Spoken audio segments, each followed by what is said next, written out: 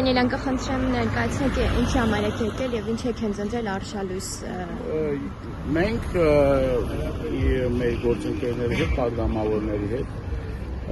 ուրեմն շրջաց ենք կատարում տարբեր տեղեր։ Ճիշտ ընտրատեղամասեր չենք մտնում, բայց համենայն դեպս հետևում ենք ընտրական գործընթացներին, թե ինչ իրավիճակն է։ Ինչ որ բան արձանագրել եք անձամբ եղել եք, տեսել եք ինչ որ կուտակումներ կամ հաղթումներ։ Մի տեղ նման կուտակումների ականատես եղել ենք, ընտրել ենք ոստիկաններին,